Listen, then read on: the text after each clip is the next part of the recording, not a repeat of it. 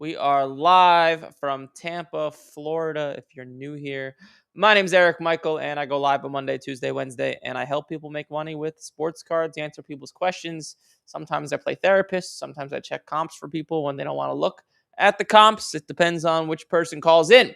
But the way this works is I give a little bit of value in the beginning, and then you guys call in afterwards. But what I like to do on Tuesdays is actually buy cards in front of you guys. You guys could actually see what I am buying. But I don't show you what I'm bidding because last time I did that, or I used to do that, and you guys used to steal cards from me because I noticed that I would never win cards I would bid on this podcast. So I'll show you the cards I'm buying, but I won't tell you how much I'm bidding. But let's go. This is actually where I buy a decent chunk of cards every single week. So I'm in the process of buying basketball. I'm looking at football as well too, but now I'm kind of transitioning to basketball, maybe some hockey, maybe some Connor Bedard. I mean, you can get a sense for what I'm looking at here. You can see like this Connor Bedard card. Let's look at some basketball. So if we type in Prism PSA 10, because what I'm buying is almost all Prism. I'm not buying Topps Chrome, right? Because what I like to do is buy the guys that are really down. So like Con Canuple, Cooper Flag, Ace Bailey, who I'm buying a little bit of. These guys are still hyped, right? They're exciting. Their cards just came out. I like to zig when everyone else zags. So I'm looking at guys like Giannis. I bought a little bit of Tyrese Maxey, maybe Tyrese Halliburton. I bought a card of who was it? You guys could just see what I bought right here. Oh yeah, I picked up this card of Jalen Johnson. It's Blue Prism PSA 10. I bought this Giannis Prism PSA 10 as well. This card's already up to $600, believe it or not. And this is I just bought this low. It's probably not gonna be any sales, but so obviously Topps just got the license for basketball, but before that, Prism was the best card. So I really just buy Prism PSA 10s when I'm buying stuff already graded. Most of what I teach is buying to grade, but most of what I buy is buying graded just because I lack the time and I like to bring these cards to card shows and I like to think I'm decent at it. But let's look at what's ending in auction. Let's do one minimum bid. Let's just look at any Prism PSA 10s that are ending. Let's see what's out there in the world. Just any sport. These cards went crazy during the pandemic. My boy Brunson. I placed a big bet yesterday on the Knicks to win it all. Disgustingly too big, unfortunately. Bo Nix. If that was colored, I'd look at buying it. Let's see what's out there in the world. You can see a lot of people are selling stuff off that's kind of hot, right? World Cup, Messi, Wembanyama, Tyler Shuck. That's a pretty sick card. Tyler Shuck, red choice. What does this sell for? I'm curious. Choice, Prism. At a 20. It was numbered at a 20. 330. Wow. That is so cheap. It's so cheap. I'm not gonna buy it. But people have just moved on to Topps Chrome. You can get sick deals on stuff. Fuck it. I'm gonna bid on this. I lied. Never mind. Let's give this a quick bid. I'm gonna be conservative, but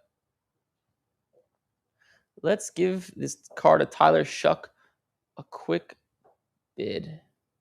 No sales on it.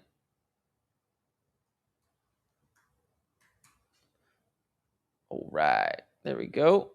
Nice little bid action right there. Just that card is just so cheap. And that is not an easy card to grade as well. I have to bid on that. I probably won't win it, but just shoot my shot. Caleb Williams, his stuff's up a lot. I wish I bought more of it, but I did not. Unfortunately, Joe Burrow, his cards are always good. If that was higher end, I'd probably look at buying it a lot. So much Wemby. Steph Curry, tie-dye. Mike Vrabel. A lot of stuff's going on with him, right? Austin Reeves, he's a good player. They just got bounced yesterday. Let's see. Keontae George. I actually bid on this card already. This is something I'm definitely looking to buy. I bid on this stuff. Won't tell you guys what I bid, but I did bid on it. Wow, that's sick. Luke Kuechly, Prism PSA 10. That's his rookie year, right? Dude, this is sick. I've never even seen this card before. I got to see what this sells for. I think that's his rookie year, right? Prism White jersey auto. Oh, let's do auto. PSA 8 does 225. Any 10 sales? I mean, this is just a sick card. I might bid on that. I'm going to come back to that. Here we go. Jordan Love, no huddle auto Prism PSA 10. Let's see what this is doing. No huddle Love auto. This card is a 9, did 435. A 10 did, I guess the last 10 actually did 960. That was December. Let's see how much this stuff is up or down since then. Let's take a look. Silver Prism PSA 10, Jordan Love. I don't think there's going to be a lot of sales of his Silver Prism PSA 10. Let's see. So let's look in the past. So when this card sold, it was 960 mid-December. His Silver Prism PSA 10 was like somewhere in the 500s, and now maybe it's worth a little bit more, probably the same. So why don't we give this a bid? I actually really want this card of Jordan Love. I think this is a sick card. Let's bid on this. Bum ba-dum ba-dum bum. Ba-da-da-da-da-da. My love. You guys know that song "Rock My World" by Michael Jackson? Great song. Great song. All right, we got a few bids in. Quinyon Mitchell sells for this much money. Wow. Mahomes. I love the second year Prism Mahomes. Those are nice. Brock Bowers, tie-dye. That's a nice card. Cam Ward, not a bad buy. Not really someone I'm looking for. Let's go up market a little bit. Let's put this at minimum $400. Show me only auctions at $400. Let's see what else is out there. I know there's some definitely bangers. Sports cards is so hot right now. You could find some really good stuff. There's my boy Keontae. Stuff you can see, just a lot of the stuff is people in the playoffs. Silver Prism Burrow, it's not a bad buy. If I was a colored Prism, I'd probably go after it. Jalen Hurts, his stuff's definitely down. I don't mind Jalen Hurts. Let's see.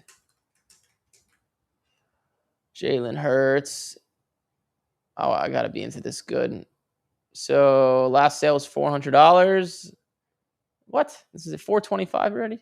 I guess his stuff's going up too, so never mind. I want to be into. I could find that for a better deal at a card show. Burrow Silver Prism auto. Huh. Burrow Silver Prism auto PSA 10. What do you do, Mr. Burrow? 3,600. Wow, this sells good. Nah, it was just in the $2,000. It went up this much. I don't like those sales. I try to avoid when I see sales like this and there's just a few recent high sales. I like to avoid at all costs. There's my boy Miles McBride or Deuce McBride. Knicks. He went off last game. He went crazy. Jokic. I wonder if I can get this at a discount because he's probably down right now since he lost. Who's buying Jokic? 2015 select silver Jokic. Premier. There it is. The last sale was 2,300. All the other sales were like in the 2,000s. This is dumb cheap right now. I'm just gonna bid something. I'm just gonna bid a decent price here, and if I win it, so be it. If I don't, also so be it. I think I might actually win that one. Like, who's buying Jokic right now, right? Not many people. Who else is out there? Wemby, Edwards. A lot of basketball. Chet. Come on, who's selling the guys like Tyrese Maxey and Giannis, right? Jaden Daniels, Drake May, Josh. That's a nice card of Josh Allen. Keontae, there he is. I might throw a bid on this. Let's throw a bid on this. This will be the last card. 2023 Keontae Gold Sparkle.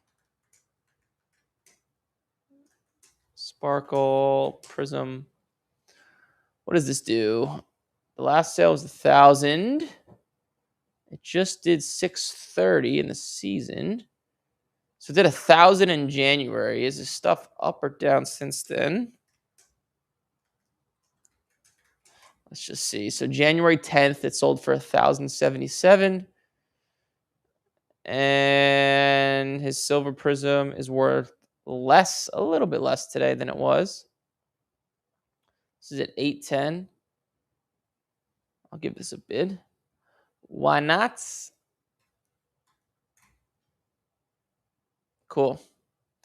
All right, got a few bids in. Hopefully you guys get an idea for what I'm looking at buying. I'm just looking to buy guys that are just cheap right now that could go up in the next few months. That's really all. Pretty basic stuff. I could sit here for hours, but I don't got hours, unfortunately. All right, let's get into the callers.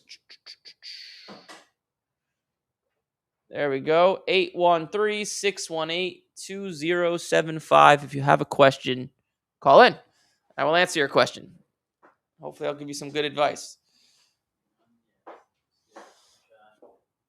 No callers yet? How's that possible? You guys are shy?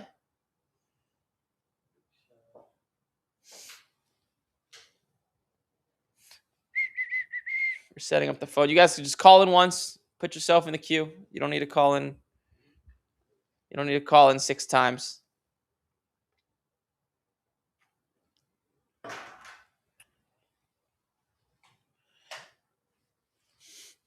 Ooh. You guys want to know a hack? Try meditating. I woke up, just did not get enough sleep, and meditating will change everything. Meditate for 20 minutes, called Yoga Nidra. Feel like you slept for 2 hours. It'll reset your whole day, I promise. It's pretty good. It's pretty good. All right, let's see. We got callers. First one, Illinois. It's only one call in the queue, so. Oh, I lied. There's 2 now. Just call in once. I promise you'll be in there.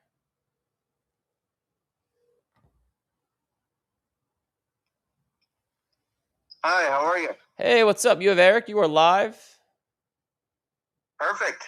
This is Jake calling from Wisconsin. What's up, Jake? How can I help? So, prior to MLB season, Yeah. I bought, as a Sox fan, I bought Munetaka Murakami, couple of his 2018 BBM cards. Okay. And it's an amazing play. Setting him off to grading now. I guess what my question is if I'm taking a look at entry into Japan prospects coming into the major leagues, kind of instead of, I guess, like the traditional Bowman first. Yeah. And I'm seeing like these cards went nuclear. I mean, he's played really well. I'm just seeing like a vast opportunity, I think, for entry on more of Japan prospects compared to the American prospect. Is this kind of more of a good play, is to pick up these Japan prospects, wait for them to sign to the MLB and kind of dump it off? Yes, that will work. Holding those guys, usually they don't turn out like Murakami. Like, I can name so many Japanese prospects where you probably don't even like know who they are anymore. So, but yeah, that's a play. You could it'll go up in value probably by like 20% if you just buy them while they're in Japan and wait till they sign with the MLB. I guess my second question is, I guess, if you were in the shoes, I have, for reference, I have his 2018. It's considered bat up BBM. Yeah. Rookie, and then I also have the premium version of it. Both will grade well. I guess my question is his market's hot right now, but do I kind of wait as he has potential for rookie of the year? Yeah. Or home run leader. If it was me, I mean, you're talking to somebody that I don't hold anybody while they play. So if you had I would get it graded real fast, spend extra money to get it graded and sell it right away. Like, could it keep going up? Yeah. in my experience, most likely not. So you're talking to someone that's going to give you the same answer to anybody. So well, that's what I needed to hear. So, yeah. But yeah, that's all I had. Is I think there's an interesting opportunity in the Japan market with lower entry on prospects compared to the U.S. market. So yeah, you could definitely. It's not something I've done a lot of, but you could definitely make money if you just start. I mean, I don't know much about Japanese baseball, but you could. I know there's definitely money to be had. Perfect. Well, thanks, Eric. Hey, Have man. yourself a great day. Thanks, man. You too. Yep. Bye. My life, my life. Ba-da-na-na-na. Hello? Hey, what's up? You have Eric. You are live. What's up, Eric? This is Chase from Cali. Chase, what's up, man? How can I help? I was just wondering if you could help me look up a card. I started charging $20 a card for this, right? No, not yet. After me. Okay, after you, I'm going to start charging $20 a card. There we go.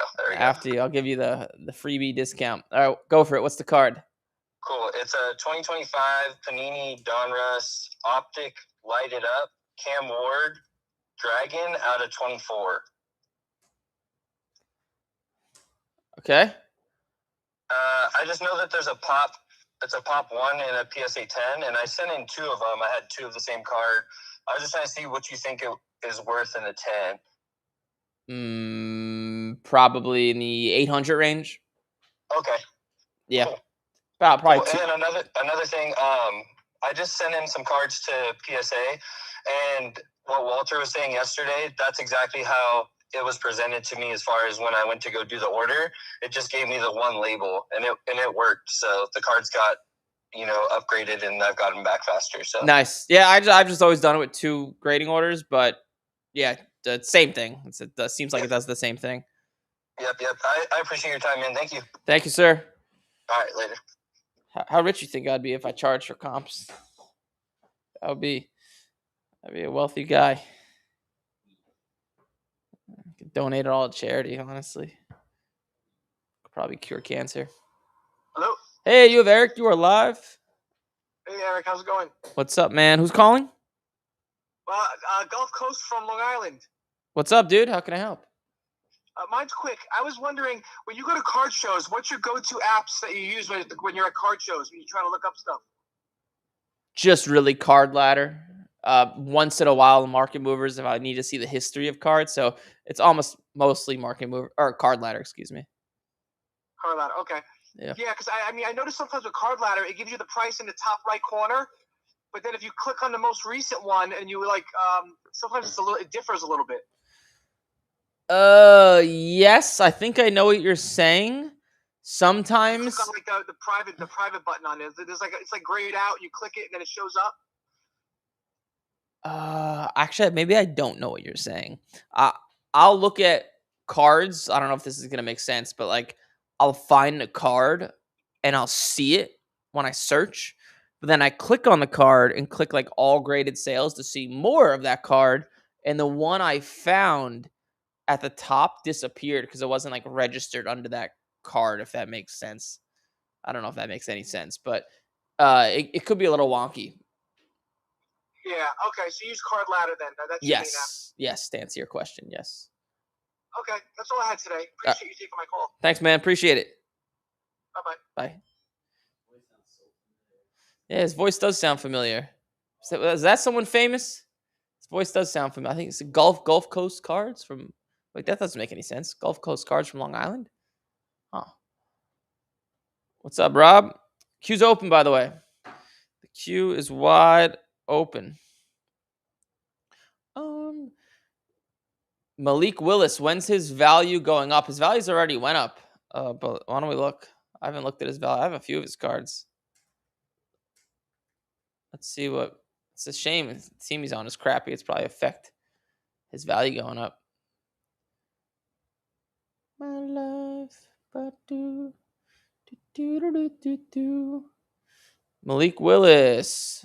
So, I mean, it depends when you bought his stuff, but his Contenders Prism Contenders PSA 10 2022 is mid 200s to 300. Nowadays, the last sale was 350. It hasn't went up a ton, because he went to the Dolphins, but it's up. I have a bunch. I've made money on him, so I've sold a few of his cards, so I could, but like made like 20-30%. As far as bulk orders go, what sport are you targeting? Probably basketball, maybe football, but most likely basketball. You guys are shy. Queue's open, people. Let's call.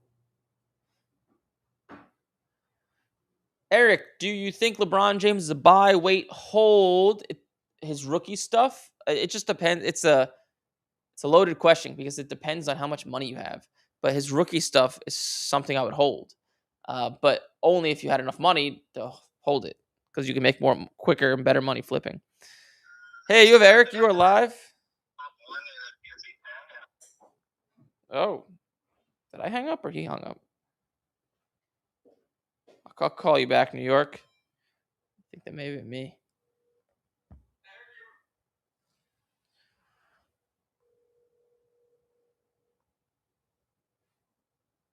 Hello? Hey, you have Eric. You are live. Hey, Eric, this is Frank from Philly. What's up, Frank from Philly? I'm sorry about your Sixers, man. I know. I was able to get some VJ cards, though, so I'm making up for it. Nice. But I had a question with the Bowman Chrome, the U. I have some Caleb Wilson, the Burgundy Mojo Refractor out of 275, and then what was the other one? The Darren Peterson yellow out of 75. Yep. What is your approach with the they look really clean, like they're maybe 10 worthy. Should I submit to PSA with the draft coming up, and like it seems like it's taking a long time. I had sent some cards in already, and the card shop said like they just got back stuff from January, like a week ago. So what is your approach? Should I just hold them raw and see if I could sell them like during the draft or after the draft, or should I submit them to PSA 10? So PSA 10 potentially. So the draft won't really affect its value. It honestly won't really increase its value. So here, might be delayed for you, but if I share my screen, you can just go back a year. So this is Cooper Flagg's Bowman Chrome University. People used to ask me the same question. Should I hold it? Well, this card, let's see what this card was doing. So this card last year was worth like $100 to $150 before the draft in April, May. And once he got drafted in June, it actually went down in value because everybody started selling them. When the supply goes up, the demand goes down and price goes down. So I would, if they looked clean, I would send them in for grading. But if not, I would just sell them now. They'll probably never be worth more than they are today. Gotcha. Because my understanding, I think from watching some of your other stuff, that with their college jerseys, that once they get into their NBA jersey, the value for those cards don't really do much at that point. They kind of like diminish in value until the player starts playing, and if the player starts playing well, then it will go up. But yeah, that's why I don't really mess around with the college stuff all too much. Unless it's just something I know I can get graded. There's a good chance I can flip. I see the sales make sense. Other than that, or I'm getting a sick deal. Other than that, I don't mess around with it all too much for that reason. Gotcha. Okay. Yeah. Awesome. Well, yeah, that's all I had. I really appreciate it. Love the show. Thanks, man. Appreciate it. Have a good one. Bye. Q is open. We are open for business.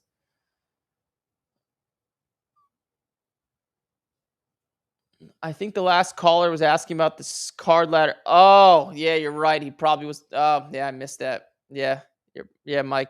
Good catch. He probably was talking about that little CL value. Yeah, so like alt value and card ladder value, just don't pay attention to them. It's useless information. People just use it to like sell their cards for more if it makes sense for them. Hey, you have Eric. You are live. Hey, what's up, man? It's Kevin from Virginia. What's up, Kevin from Virginia? How can I help? Hey, I'm just generally curious. Yeah. I'm trying to get more into, I guess, the vending and like buying world and selling and things of that nature. Yep. But what I'm doing now, I recently built a website and an app. I kind brings continuity for the vendor and buyer. One of the biggest, I guess, aspects of it is data integration. Yep. With like, inventory. Yep. With like CSVs and whatnot. Do you feel like that's something that vendors, like big show wise, that's kind of the goal? Do you feel like that's something that vendors actually get involved with? Do people track their inventory? Would they be uploading things? Stuff like that. Yeah, things move so fast at a show that it's really hard. So bigger vendors do, not all do, but most do. Nah, maybe not most, maybe half. But also, so you're battling two things building an app like that. Number one, you're battling that things move so fast, so you have to make it so easy to like click sold, click not sold, traded, like because it gets like involved. It's like, what if this card was involved in a trade at this value and you got this card back, right? How do you keep track of those things? Because not everything, you don't just sell everything, you trade a decent number of things too. And then number two, a lot of vendors and people that go to these card shows are technologically not advanced. So you have to make it very simple for them. So those are the things you're battling. But yeah, people do track their inventory. And if it was easier to track inventory, more people would do it. Like, I think everybody wants to know exactly how much money they're making and not making. So it's a good idea in theory. It just needs to be executed very well. Yeah, I have the website up and running in terms of like the usage factor and like a sandbox. I've even uploaded like eBay integration for like API integration for like tracking in real time, to where you can see like comps and like scanning processes if you want to do things like real time from like a mobile or a web version, because not everyone's going to have a computer with them. But the part where you're talking about like simplicity and ease of use, like everyone has their own like vendor like booth per se, and you can upload things and kind of bring, or I guess remove a lot of the mundane that you deal with going from table to table, and do things in terms of like an online aspect.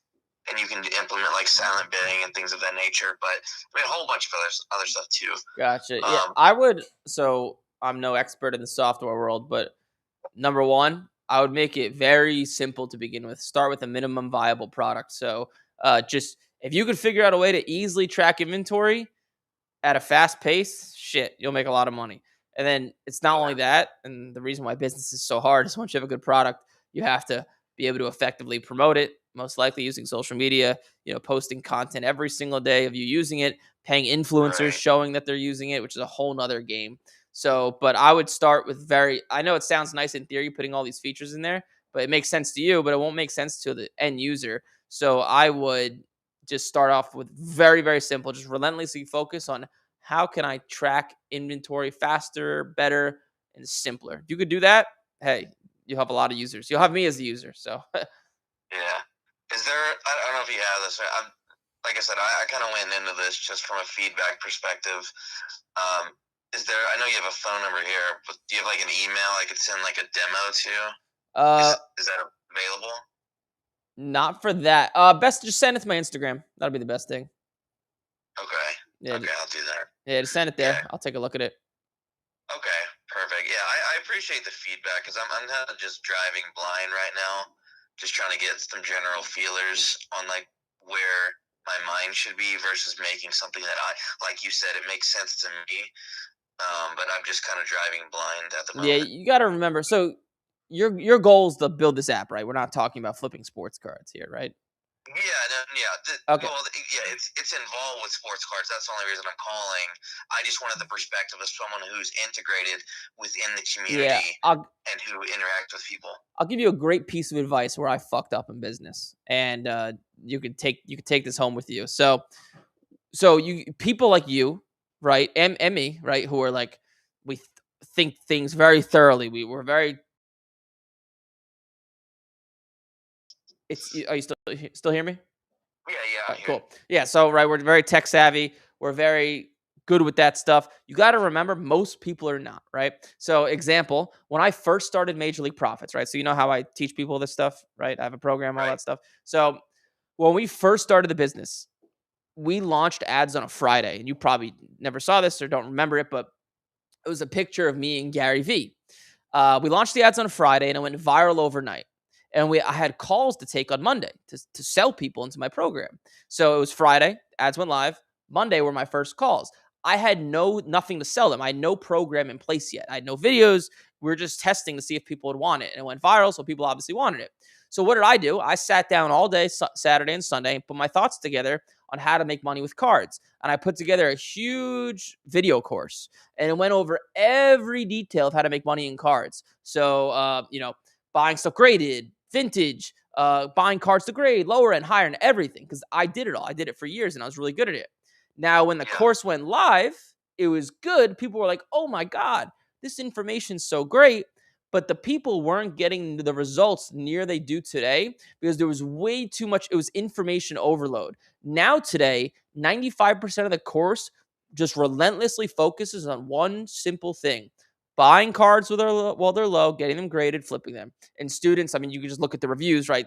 It's insane the amount of success we get, but as we relentlessly focus on one specific tactic in sports cards, and we've become experts at it. So the point I'm trying to make to you is, like me as a teacher, I would love to teach everything vintage, this, that, but I don't to majority of students because you need to have a singular focus. Then once you get great at that, then you can start to add in other features. So there's a little business lesson I learned years ago. Yeah, for sure. I appreciate the feedback, and yeah, I'm part of the program too. So you are? Yeah. Oh, nice. Yeah. So those videos you see, those have been completely different from when it first started. Like when it first started, there was everything in those videos. Now, as you could tell from the videos, it's focuses on one single thing for the most part. Yeah, I think where I've garnered the most information from a clarification standpoint has been the conversations with Josh and the other people involved. Yeah, that's paid dividends in terms of information. Oh yeah, they're those coaches we have, all four of them. I mean, you got to think we've taught this to 5,000 people, and I handpicked the best four to ever come through the program. So they're like just savages when it comes to cards. They're very, very good at it. So especially Josh, he's really on his stuff. So yeah, it's good stuff. Yeah. But did I help clear up like developing this app and kind of helping with that a little bit? Like I said, my biggest issue has been feedback, and I've reached out to a lot of people via email and tried to do things in person, but it's either been a time thing or a lack of response. So I knew you did these calls, and I don't normally have time to even watch them, but today I did, so I called in just to get some general feedback. But yeah, the clarification was definitely nice, and so I appreciate basically what you're saying is just simplify things and release things in stages and whatnot, and don't overcomplicate things. But I did send you not an email, but a message on Instagram though. But yeah, I appreciate you though. Cool, dude. Yeah, I'll take a look at it later today. Any other questions about the app? Just feel free, or you can message me on. Are you on Circle? I am, yes. Yeah, you can message me there. Actually, I'll respond faster because I have people in my Instagram and it gets kind of messy. So message me on Circle. Okay, man. Have a good day. All right, later. See ya. Sounds like a good app. It's a good app idea. Tracking inventory is a pain in the ass. Huge pain in the ass.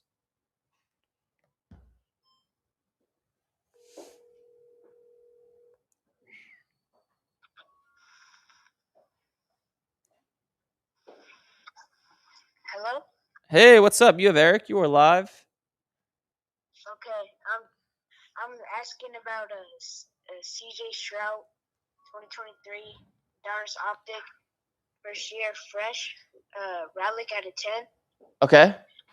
It's a PSA 9 Pop 2. I bought it for $200, but I looked at sales last year for $600.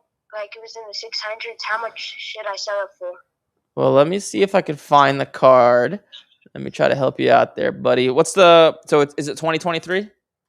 Yes. And it was out of 10. What was say the card again? First year fresh relic gold. Let me see if I could find this card. Fresh. It's not autographed, right? Yeah, non-autographed. And the picture of the card, it's like of him like trying to throw the ball. Yeah. Okay. So I see one sale for $422 almost 2 years ago. But I would say the card and yours is graded a PSA 9? Yeah, it's Pop 2. Okay. Let me take a look. So 2 years ago, it was like so his value is like probably like what you paid, $200 ish. It's a rare card, so you need to find a Stroud collector that will want it, but it's probably worth about $200, I would say. Okay. Does that help you out? Yeah, thank you. Cool, man. Yeah, any other questions? Feel free to call in, shoot me a text. All right, okay. All right, bye-bye. My life, my life. Tampa.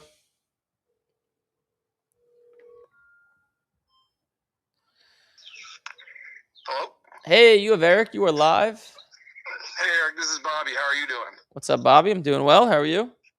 Good. First, my son met you at the card show at the fairgrounds in Tampa, and you had given him a card I did. to sell. Yeah, and he sold it, and you split the profits with him, so I appreciate that. Which card was it? Do you remember? It was just a lower end Otani. I think he sold it for like $20, and you gave him $10. He was real pumped, so I appreciate it. Yeah, dude, for sure. Younger generation.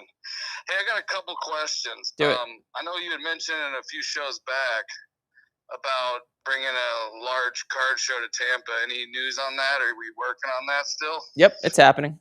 Beautiful. I don't want to ruin because there's no exact dates, but I'm freaking it's it's very rare I do something that I think is like a distraction from my main business of like teaching people, but like I just think this is gonna be great. It's gonna be like so much fun. It's gonna get so big. We're looking at doing it near more downtown by the water, so maybe like JW Marriott, Hilton, some on the water over there, and then we're trying to do it. Once again, nothing's been paid for, set in stone, but we're trying to do it October, November, and I think the first show will probably be a few hundred tables.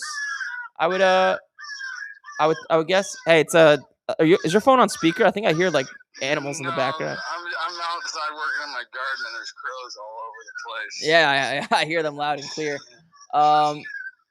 But is there any way you can go inside for a second? Yeah, I did. Yeah, thank you. Appreciate. Yeah, those crows are loud, man. Where do you live in Tampa? Land O'Lakes. Okay, you got you. You live out there. But yeah, that's the game plan. Hopefully, looking at doing it towards the end of the year, October, November. My initial game plan. I'm literally gonna make no money. Like I'm gonna spend every single penny I make from like vendors paying me for booths to make the show good. Like zero profit. I'm gonna go all in with it, make it really, really cool, really nice in a sick location. But yeah, that's kind of the update. But hopefully we'll have a deposit down on a place, website up, and all that stuff in the next week or two, and then I could like officially announce a date and have vendors start to sign up and stuff. Oh, that's awesome. Yeah. I don't hate to take too much of your time, but I got two more questions. It's early, but with the potential of an MLB lockout next season, how much do you think that's going to affect the MLB card market come, September, October? Not much. Like it's even if the lockout lasts for a few months, I don't think it's going to do much. I mean, I haven't been bidding cards for a lockout, I don't think, but I don't believe it'll do much. Okay, good. And then one more thing. If you had, say, $2,000 or $3,000 and you wanted to start a vintage collection of sort, and you wanted to buy one card in that $2,000 to $3,000 range that you're going to hold long term, for my son or whatever, which card do you think, or if you have a few cards in that price range, which one would you go for? Got it. Let's see. Let me see what these. So, like, what I'm going to say is not financial advice, but I would definitely go with something pre 1960. Let me see if I'm a big fan of Babe Ruth, but let me see what the sports. What's this card called? Sports King Ruth. Is it? I might go with a. Let me see what this sells for. a PSA 1 1933 Sports King Babe Ruth. The last sale, oh, this is a while ago, but the last sale of this card did $37.50. Oh, no, that was a PSA. Okay. Wait, that was a PSA 2.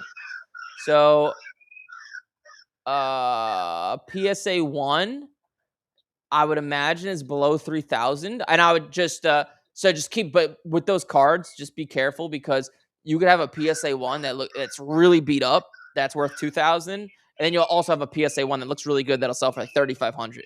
So I would just go with like a beat up one, but still graded a PSA 1 just to be conservative and try to pay like 2,000 to 2,500. It's kind of hard to find because you probably have to find it on auction on eBay or Golden Auctions because people don't like sell that stuff and they're always overpriced. But that's what I would buy. And then if your budget went up a little bit to like 7,000-8,000, then I'd buy one of the red or the yellow or the swinging variations of the Gaudy Babe Ruth. Okay, beautiful. Well, I appreciate your content and all you're doing for the younger generation. I appreciate everything. So yeah, I dude. look forward to hopefully getting some more news about that show. That should be good. Yeah, I'll announce it, and there will be I'm sure there will be a huge rush to sign up. I'm gonna say there's gonna be like 300 tables ish, but yeah, I'll post the link on my Instagram. You just go there, pay, sign up, and then you'll have the date and all that stuff. All right, sounds good. Thanks, brother. All right, later. Bye. That'll be sick. I'm pumped about that. Hopefully it goes through. Like nothing, like I said, nothing's set in stone. I'm working on it with one of my employees' boyfriends. But yeah, if we can execute that, that'd be great because your boy wouldn't have to travel for content and the show would be insane. That'll be good. But I'll keep you guys updated on what happens with that. Hopefully good stuff happens. Hello, Steph. Hey, you have Eric. You are live. Hey, how you doing? What's up, man? How can I help? Just a few questions, quick questions. What are you doing with your J.J. McCarthy cards? I'm I got a silver prism and a 10, and do I just have a fire sale right now, or No, I'll sell them in July or August, probably at the National Card Show. I mean, it's looking like I'll probably lose 20. Let me see what his stuff's doing now. Yeah, I paid $200 for a silver, and it's down about 150. And yeah, actually, the last one did 191 for some reason. But yeah, I'll end up losing probably 20% on them if it doesn't rebound. But that's okay. I mean, he's not done. I've been trying to keep up with his camp and see what's going on and see if he's actually going to end up sitting the bench. I can't imagine that. I think if you don't start, they'll probably trade him.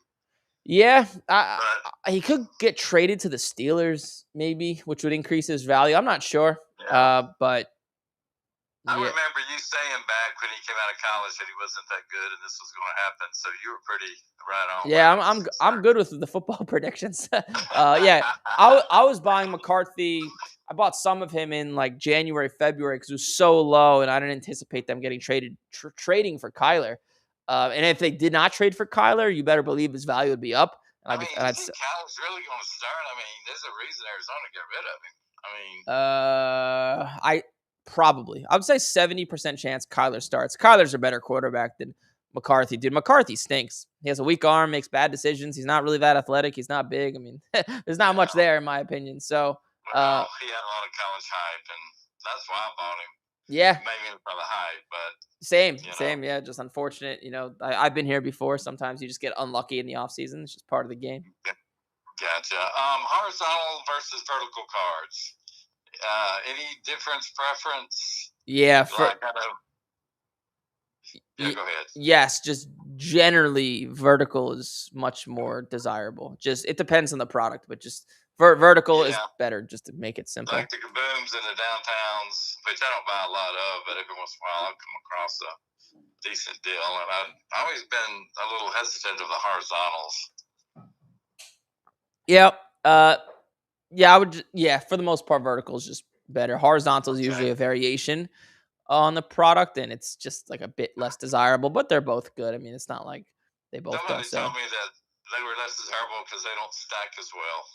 They don't show as well. Honestly, that could be it. I don't know. Sports cards does work like that, where like little dumb things will affect the value of a card a lot. Yeah. And the last thing, you want to talk about tennis a second? I know you're a big tennis buff. I used to play a lot of tennis when I lived in Atlanta. Oh, you played a lot of tennis? Yeah, the USTA circuit, up in Atlanta. Oh, I think nice. it's called, I Alta. I just Yeah, started. Oh, go on. yeah. No, I was going to say that I played a lot of. I almost caused a divorce. I was playing like 4 times a week. My That's wife was like totally unathletic, and she was like, "You're gonna go play tennis again?" I'm like, "Well, I loved it, dude. when What I a was great sport. It doesn't sound like you play anymore though. No, well, I'm 67, so I've gone to pickleball now. I just don't move as well as I used to. What was your So USTA rating back in the day? I was a 4.0. Nice, nice. I haven't done much USTA, but are you familiar with UTR? No. So I'm not familiar with that. UTR is the Universal Tennis Ranking. It goes 1 through 16. So like Yannick Sinner and Carlos Alcaraz are a 16. Like Division 1 would probably be like maybe a 10, something like Okay. that. So Yeah. I just started playing in UTR leagues because I love like competition when people take it seriously, and like people take their UTR rating so seriously, like so seriously. And there's these like flex leagues in Tampa where you get placed in a Yeah. league and you play 4 people within a month, usually around your UTR rating. If you win a league, you go to a better one, you could like qualify for nationals. So I just got my UTR rating. I played 3 matches. I've won them all. I was better than the people, but it's like a 7. Yeah, that's how it was back in the day. Playing USTA, you would if you won too many matches, they would bump you up, and then you would so people would sandbag like Oh the my rankings. god, yeah, the sandbagging's insane, man. Like I've played like a few USTA matches and I've watched them. Like these guys that'll play 4.0, they are not 4.0. Yeah. They are like a lot better. Oh yeah. They're like 4.5s or 5.0. They played in college, Yeah. and they'll sandbag just to play. And it can't be fun for them just to blow somebody off the court, but Yeah, that's not even fun to me because I play in this like do you know what a tennis ladder is? yeah. Yeah, so like Tampa has a big tennis ladder. It's like 65 people. There's an A ladder and a B ladder. And I'm in the A ladder. And there's like out of the 60 people, like 55 of them, it's not even fun when I play them. So I really play the same 5 people kind of over and over again. That's why I don't play in the ladder that much. But like I hate going to the tennis court and just blowing the guy off the court. It's not fun. Right. Yeah. So what would your ranking be to a USTA? Probably no, probably closer to a 5.0. Oh wow. Okay. Yeah, I could play like Good. Division 3 or Division 2 tennis probably. Like Okay. maybe not D2, maybe something around that range. I was like a 4.0 and I was playing tennis for a few years and I finally got, it's funny cuz like I coach people for a living and I finally was like, all right, fuck it. If I'm going to play the sport 3 times a week, I'm going to get a few lessons. And I got lessons from this guy named Roberto and all 3 of his sons went Division 1. So which is pretty impressive. So I had just a few lessons with him and just like the most basic fundamental things he taught me improved like my velocity, shape on the ball, serve by like 30%, just like holding the racket up instead of down, like on your backswing, on your backhand, like the paddle or not the paddle, but like the strings of your racket should be parallel with the side of the fence. Like it helps get more shape on the ball, just like always attacking the ball. Like I was just coming back too much, just like a lot of footwork things like on you want to hit the ball off the bounce it's like coming up. You always want to be attacking if you ever watch like Yannick Sinner, he doesn't like take steps backwards, right? He's like always moving forward. And just those little things, dude, just changed my whole game. It was great. Gotcha. Well, speaking of cards in tennis, is there any market to buy raw and grade any players? Nah. Or is it just so specified? It's kind of hard.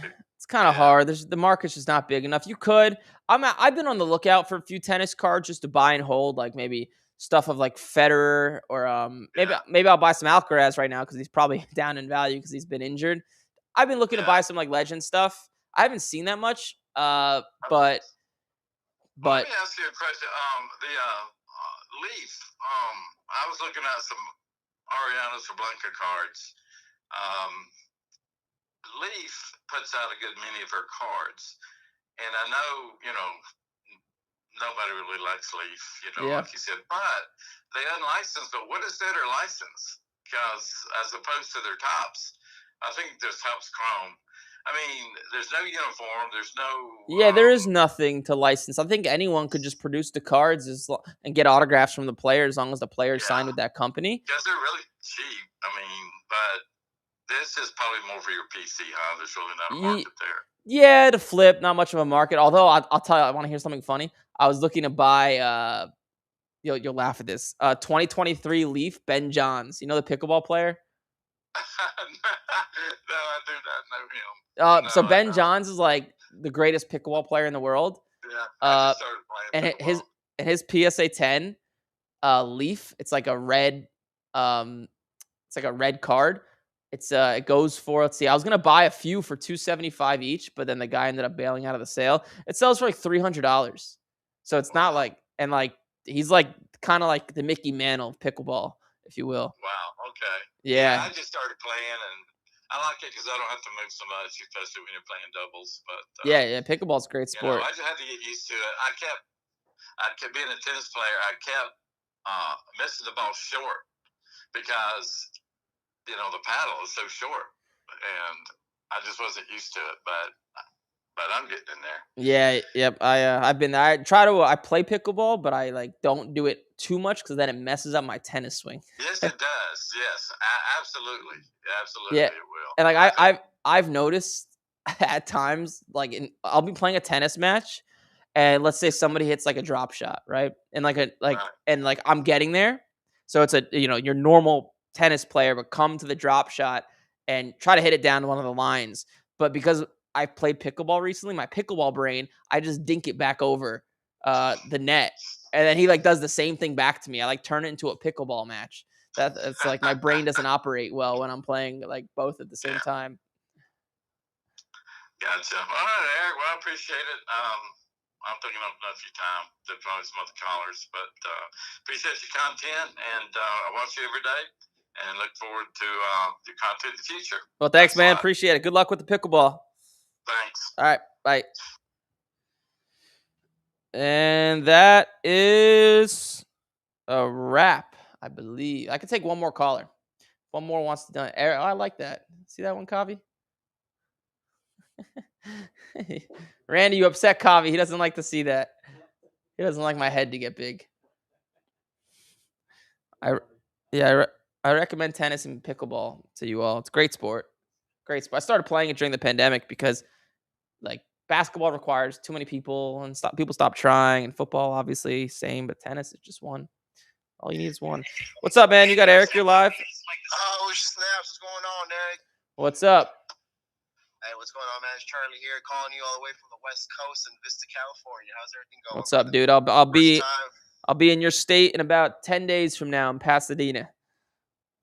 Nice. You going to the Pasadena card show? Yeah, I'm speaking there, and I'm taking this podcast you see right now and setting it up there and debating people, I think. So that'll be fun. Good stuff, man. Hey, I appreciate what you do and all the information.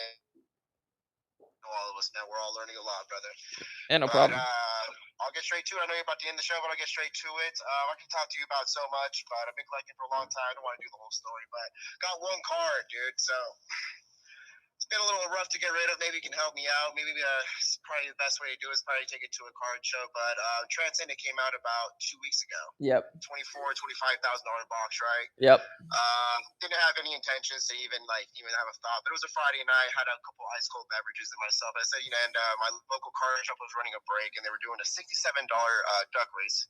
30 entries. I did one, and I actually got into it. Wow. And I actually hit. Yeah, dude, very nice, right? I was stoked. I was actually in the gym. No, it was actually right after the gym. I got home, dude, and it was amazing. Anyways, but I hit a 1-of-1 Jose Ramirez laundry tag. Nice. Jose Ramirez, bro. What is he? Great third baseman in the league, future Hall of Famer, but not a big name, right? Through some looks, obviously, when you go to look up the comps, right, you go to look up other patches and stuff like that. But all these other patches come from $500, $700 boxes, $1,000 boxes. Does that come into effect when you're going to comp this card? Do you raise it because it came out of Transcendent, even though it is a 1-of-1 and there is other 1-of-1s out there? Yeah. How would you go about it? I would. Well, yes, you need to compare it to Transcendent because that's more of a high-end product. That's like comparing Flawless to Prism, right? Flawless is just a higher end product. I see a 2023 Transcendent 1-of-1 Platinum patch auto did $4,000 as a PSA 10. I'd imagine yours is, I think, around the same-ish. But let me look something up. So what I would do actually, there's another one that did 2200 top. That's Sterling. Oh, Transcendent patch. Wait, what the? But what I would do, so I'd say like 2 to 4 grand. Like, can go either way. It just requires, the right collector. But I would actually auction that today because the product's new. You got people that are excited like that. I would auction today. Just throw it out at auction, gotta go for sure. I feel Yeah. like you have a lot. It's already posted on eBay. I posted it originally for around like 4 grand, and then of course I posted on Reddit. You know how those Redditors are; they're pretty vicious. Yep. And they're like, oh yeah, there's a one-on-one at 700. I'm like, yeah, but it's not. That's not. It's museum, you know. Yeah. So I did drop it down to around 3. I think it's on there for right now for 25 grand. There's over like 25 followers, so I think it is a spot to just throw it on auction and see where it goes, right? Yeah, that's what I would do. If it was mine, you got lucky. I think it'll sell for the highest today than it ever will because the product's new. Okay. So I would auction that today. Just start it at 99 cents, close your eyes, and let it rip. That's what I would do. Right. What's the worst that could happen? I'm already up anyways. I Yeah. appreciate you, brother. Yeah, dude, for sure. Yeah, any other future questions, feel free to call in. Will do, man. Have a blessed ride. All right, you too. Bye-bye. All right, and that is a wrap. We will be back on tomorrow, actually, Wednesday. Next card show I'm going to, Pasadena. That's May 23rd, I think, or I believe.